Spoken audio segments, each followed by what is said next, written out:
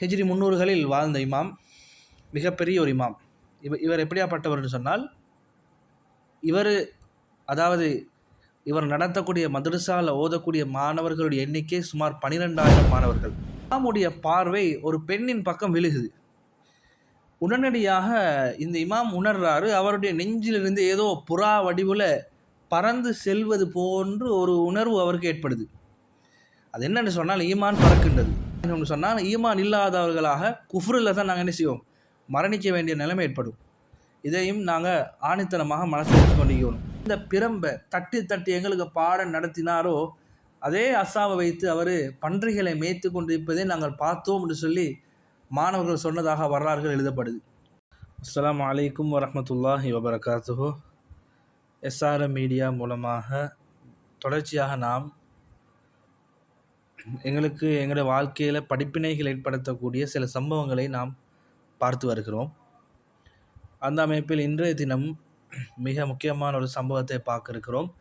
சம்பவத்துக்குள்ளே போகிறதுக்கு முன்னால் சகோதர சகோதரிகளே, நீங்கள் ஏதாவது சமூகத்துக்கு பிரயோசனம் அளிக்கும் அப்படின்னு சொல்லி நினைக்கிற பதிவுகள், முக்கியமான இஸ்லாமிய வரலாற்று சம்பவங்கள் அறிக்கையிலும் அல்லது படிப்பினை தரக்கூடிய ஏனைய ஆதாரபூர்வமான வரலாற்று சம்பவங்கள் அறிக்கையிலும் அல்லது ஏதாவது மக்களுக்கு பிரயோசனம் அளிக்கக்கூடிய ஏதாவது தரவுகளை பதிவுகளை நீங்கள் எங்களுக்கு தர விரும்பினு சொன்னால் ஸ்க்ரீனில் தெரியக்கூடிய இந்த மின்னஞ்சலுக்கு நீங்கள் அதனை அனுப்பி வைக்கலாம்.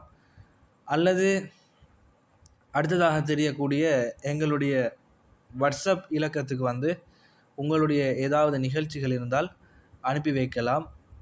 நாம் நிச்சயமாக அந்த பதிவை உங்களுடைய பெயரையும் நாங்கள் மென்ஷன் பண்ணி அடுத்தடுத்த நிகழ்ச்சிகளில் பதிவேற்றத்துக்கு நாம் ஆயத்தமாக இருக்கிறோம். அதே போன்று மாஷா அல்லான்னு சொல்லி டிக்டாக் லைவ் எங்களுடைய நிகழ்ச்சிகள் அல்ஹம்துலில்லாஹ்னு சொல்லி ஒளிபரப்பாகி கொண்டிருக்கின்றது. டிக்டாக் யூஸ் பண்ணக்கூடிய சகோதர சகோதரிகள் எஸ்ஆர்எம் மீடியான்னு சொல்லி சர்ச் பண்ணி அதிலையும் எங்களுடைய நிகழ்ச்சிகளை நீங்கள் பார்வையிடலாம் என்ற விடயத்தை ஞாபகப்படுத்தி கொண்டு இன்றைய நிகழ்ச்சிக்குள் போகலாம். வாங்க.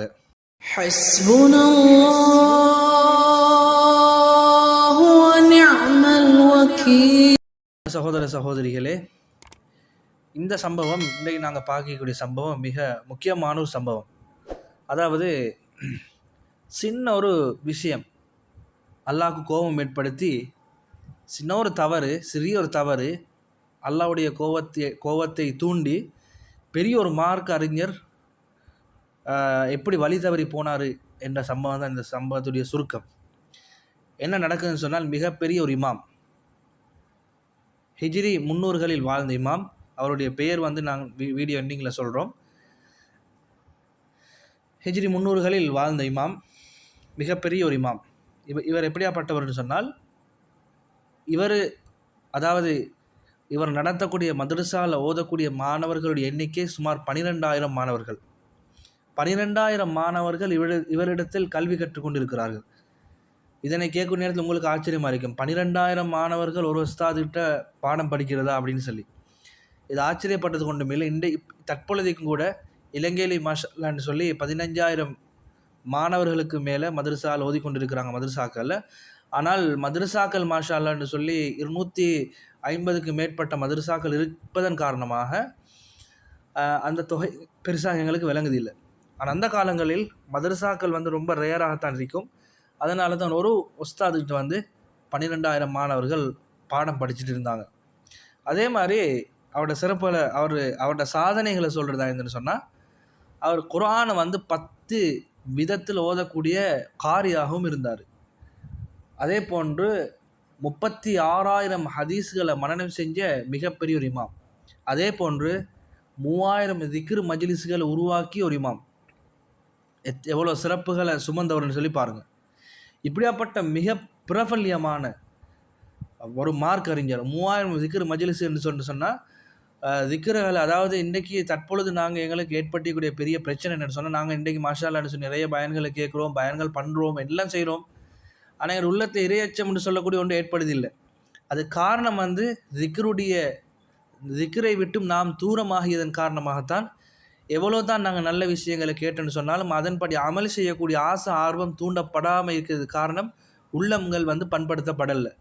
எப்படி ஒரு விவசாயி வந்து பயிரிடுறதுக்கு அதாவது வயலை வந்து பண்படுத்துவாரோ, வயலை உழுவாரோ, அதே போன்று தான் உள்ளங்கள் திக்ரின் மூலமாக பண்படுத்தப்படும். நல்ல விஷயங்களின் பக்கம் திக்ர் செய்யக்கூடிய நேரத்தில் உள்ளம் உயிரோட்டம் உள்ளதாக மாறும். இறைவனின் பக்கம் உள்ளம் சாயும்.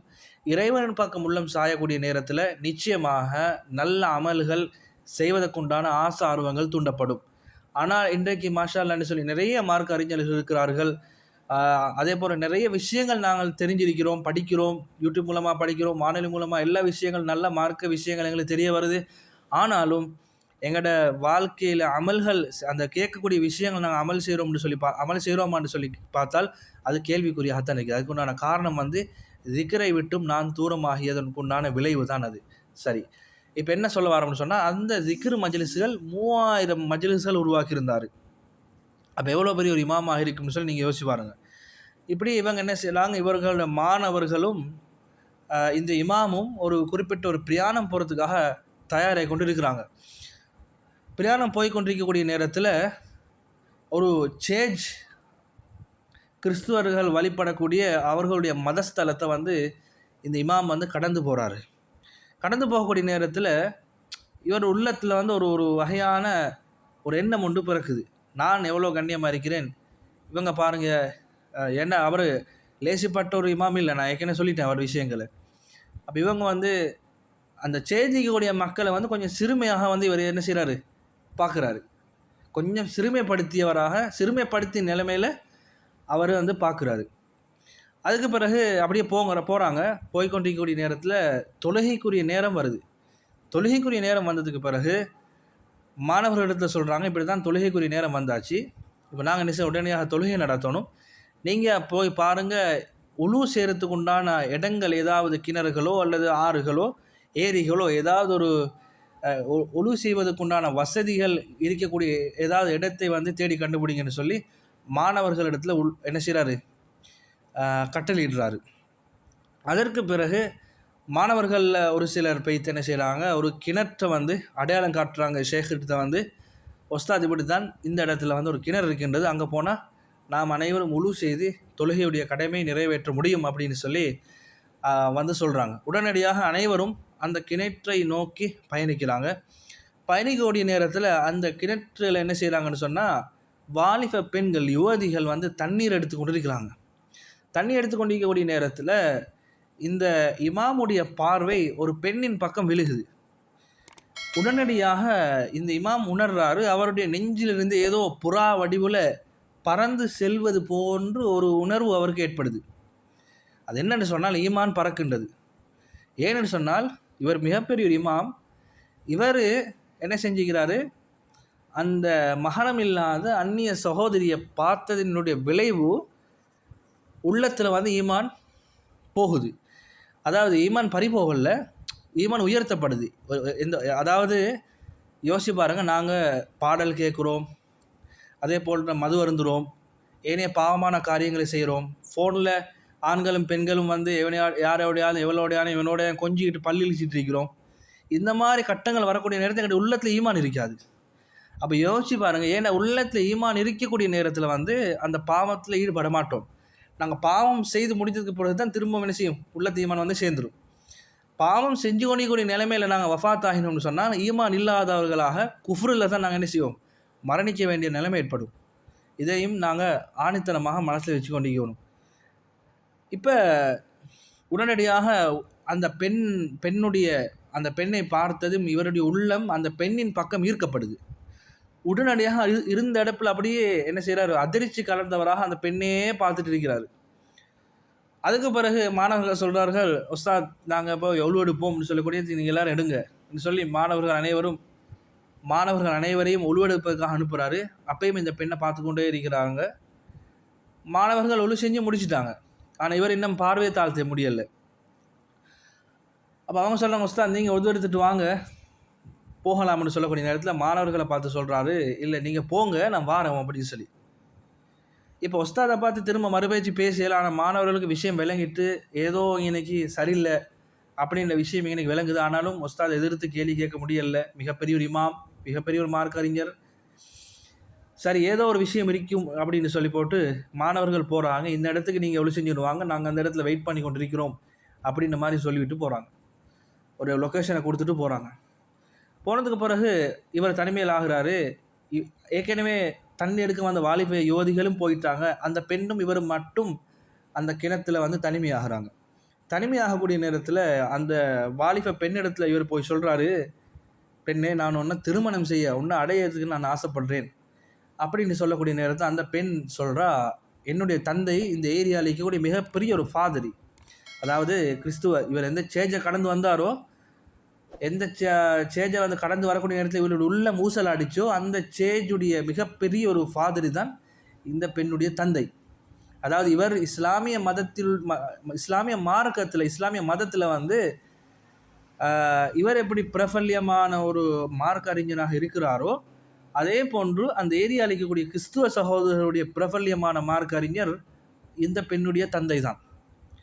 எப்படி வந்தீங்க எனக்கு ஜாயிண்ட் ஆகுதுன்னு பாருங்கள், எப்படி எனக்கு கனெக்ஷன் ஆகுதுன்னு பாருங்கள். அப்போ என்ன நடக்குதுன்னு சொன்னால், சரி பரவாயில்ல, நான் வந்து உன்னோட தந்தையோட பேசுகிறேன் அப்படின்னு சொல்லி போட்டு இந்த பெண் அப்படியே பின்தொடர்ந்து போகிறாரு. அந்த பெண்ணுடைய வீட்டுக்கு போனதுக்கு பிறகு அந்த ஃபாதரியை சந்தித்து சொல்கிறார், இப்படி தான் நான் உங்களோட மகளை திருமணம் முடிக்க ஆசைப்படுறேன், உங்களோட மகளை நான் அடைய ஆசைப்படுறேன் அப்படின்னு சொல்லக்கூடிய நேரத்தில் அந்த ஃபாதரி சொல்கிறாரு, இப்படி தான் சும்மா எல்லாம் முடிச்சு தரையில, நீங்கள் உங்களோட மார்க்கத்தை விட்டு முதலாவது வெளியே வரணும், அதுக்கு பிறகு நீங்கள் என்ன செய்யணும், பன்றிகளை வந்து மேய்க்கணும் அப்படின்னு சொல்லி ஒரு உத்தரவிடுறாரு. இவர் அனைத்துக்கும் ஒத்துக்கொள்கிறாரு. இப்போ யோசிச்சு பாருங்கள், எவ்வளோ பெரிய இமாம் சாதாரண ஒரு பெண்ணுக்காக மார்க்கத்தையும் விட்டு கொடுக்கறதுக்கு முன் வந்துட்டார், பன்றிகளை மேய்க்கிறதுக்கும் முன் வந்துட்டார்.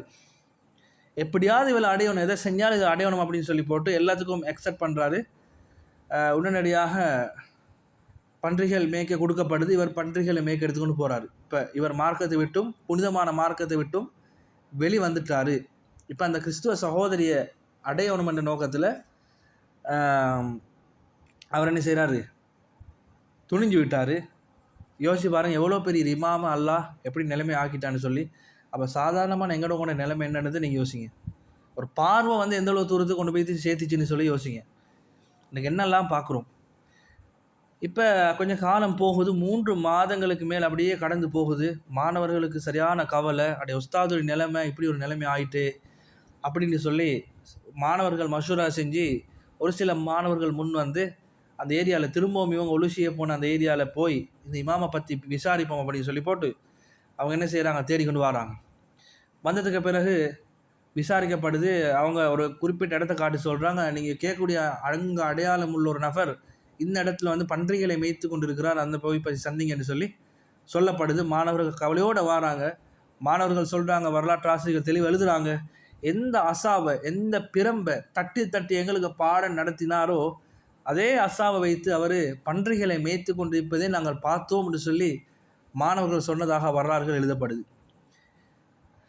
உடனடியாக போய் சந்திக்கிறாங்க. சந்தித்ததும் மாணவர்களுக்கு சரியான கவலை, உஸ்தாத் என்ன நிலைமை, உங்களோட நிலைமை இப்படி ஆகிட்டேன்னு சொல்லக்கூடிய நேரத்தில், உங்களுக்கு இப்போ நீங்கள் 36,000 ஹதீஸ்களை வந்து நீங்கள் மனனம் செஞ்சீங்க தானே, உங்களுக்கு எத்தனை ஹதீஸ் பாடம்னு சொல்லி கேட்குற நேரத்தில் அவர் சொல்கிறாரு, ஒரே ஒரு ஹதீஸ் தான்ப்பா எனக்கு பாடம் அப்படின்னு சொல்கிறாரு.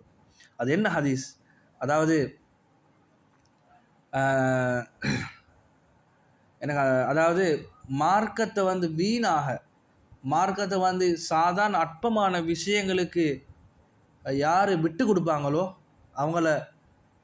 அவங்க தண்டிக்கப்படணும் அப்படின்னு சொல்லி ஒரு ஹதீஸ் இருக்கின்றது. அதாவது மார்க்கத்து ஒருவர் ஒரு விஷயத்தை என்ன சொன்னால், இந்த நிகழ்ச்சியெல்லாம் வந்து பொதுவாக அனைத்து மதத்தை சார்ந்த சகோதரர்களும் பார்க்குறீங்க, அவங்க தவறாக நினச்சிடக்கூடாது. அதாவது இவர் வந்து எந்த ஒரு மார்க்கத்தையும் வந்து யாரும், இப்போ உதாரணமாக இந்து சகோதரர் சொன்னால் அவங்களோட மார்க்கம் அவங்களுக்கு முக்கியம், கிறிஸ்தவ சகோதரர்கள் அவங்களோட மார்க்கம் அவங்களுக்கு முக்கியம், அதே போல் முஸ்லீம் சகோதரர்களுக்கு அவங்களுக்கு இஸ்லாம் மார்க்கம் முக்கியம். அப்போ அற்பமான விஷயங்களுக்கு வந்து ஒரு பொழுது மார்க்கங்களை விட்டு கொடுத்துடக்கூடாது. அப்போ அப்படிக்கூடிய நேரத்தில் இவர் என்ன செஞ்சார், இந்த பெண்ணை திருமணம் முடிக்கிறதுக்காக இவரை அந்தஸ்து, இவரை நம்பி பாடம் படிச்சுட்டு இருக்கிற பிள்ளைகள், இவரை நம்பி இவர் வழிகாட்டக்கூடிய ஒரு சமூகத்தை வழிநடத்தி கொண்டிருந்தார். அந்த சமூகத்தை எல்லாத்தையும் விட்டுட்டு இவர் வந்து நடுத்தெருவில் அந்த மக்களை கைவிட்டுட்டு வந்த காரணமாக இவர் தண்டிக்கப்படணும் அப்படின்னு சொல்லி அந்த ஹதீஸ் மட்டும்தான், ஸல்லல்லாஹு அலைஹி வஸல்லமோட ஹதீஸ் மட்டும்தான் எனக்கு அந்த பாடமாக இருக்குது அப்படின்னு சொல்லி அவர் சொல்கிறாரு. அதுக்கு பிறகு குர்ஆன் ஆயத்து 2 பாடம்னு சொன்னீங்களே, இல்லை அவங்க கேட்குறாங்க, நீங்கள் முழு குரானையும் 10 விதத்தில் மாற்றி மாற்றி ஓதினீங்களே, உங்களுக்கு எவ்வளோ குரான் பாடம்னு சொல்லி கேட்குற நேரத்தில் அவர் சொல்கிறாரு, எனக்கு 2 வசனம் தான் பாடம்னு சொல்லி 2 வசனத்தை சொல்லி காட்டுறாரு. அந்த வசனம் எனக்கு ஞாபகம் இல்லை. மாணவர்கள் கவலைப்படுறாங்க, துவா செய்கிறாங்க, பிரார்த்தனை செய்கிறாங்க, உஸ்தாதுக்கு எப்படியாவது நேரு வழி கிடைக்கணும் அப்படின்னு சொல்லி. அதுக்கு பிறகு அந்த உஸ்தாது உள்ளம் திரும்பவும் இஸ்லாத்தின் பக்கம் சாயுது. அவர் சொன்னார், நான் அந்த சேஜுக்கிட்ட கடந்து வரக்கூடிய நேரத்தில் என் உள்ளத்தில் ஒரு சின்ன பெருமை ஏற்பட்டதின் காரணமாக இறைவன் எனக்கு இவ்வளோ பெரிய இழிவை சாட்டி விட்டான் அப்படின்னு சொல்லி இவர் உள்ளம் திறக்கப்படுது. உடனடியாக அந்த இடத்துல தௌபா செய்கிறாரு, மீண்டும் இஸ்லாத்தின் பக்கம் திரும்பி வராரு, மீண்டும் அவர் புனிதராக மாறுறாரு. அதற்கு பிறகு அவருடைய மனைவியும் அந்த ஏற்கனவே நான் சொல்லப்பட்ட அந்த சகோதரியும் இஸ்லாத்தை ஏற்று மிகப்பெரிய ஒரு அவுலியாவாக இருவரும் மரணித்ததாக இஸ்லாமிய வரலாறுகள் சொல்லுது. ஆகவே சகோதரர்களே, இந்த சம்பவத்தில் இந்த 2 விஷயம் விளங்குது. என்னன்னு சொன்னால், ஒன்று, பெருமை அடித்ததின் காரணமாக இறைவன் பன்றிகளை மேய்க்கக்கூடிய நிலைமைக்கு மிகப்பெரிய ஒரு மார்க்க அறிஞனை மாற்றினான். அதுதான் இன்னைக்கு உள்ள விஷயம். அதே போல் பார்வையுடைய விளைவின் காரணமாக ஒரு மிகப்பெரிய இமாமை கூட அல்லாஹ் வழி தவறு செய்து விட்டான். அதனால் எங்களோட பார்வைகளையும் தாழ்த்துவோம், பெருமை அடிக்காமல் பணிவுடன் பேணுதலான முறையில் எங்களோட வாழ்க்கையை அமைச்சிக்கொள்வோம். இந்த சம்பவம் நடந்தது ஹிஜ்ரி 300 ஷேக் அந்துலூசின்னு சொல்லக்கூடிய இமாமுக்கு நடந்தது. இது பக்தாதில் நடந்த சம்பவம். ஆக சகோதரர்களே, இன்னும் ஒரு பதிவினூடாக சந்திக்கும் வரை விடை பெற்றுக்கொள்கிறேன். எங்களுடைய சேனலை சப்ஸ்கிரைப் செய்யாதவர்கள் சப்ஸ்கிரைப் செய்து பக்கத்தில் இருக்கக்கூடிய பெல் ஐக்கனையும் கிளிக் செய்து கொள்ளுங்கள். அப்போ தான் நாங்கள் போடக்கூடிய ஒவ்வொரு பதிவுகளையும் தவறாமல் உங்களால் பார்க்க முடியும். அதே போன்று ஏனைய நண்பர்களுக்கும் ஷேர் செய்யுங்கள். அஸ்ஸலாமு அலைக்கும் வரஹ்மத்துல்லாஹி வபரகாத்துஹு.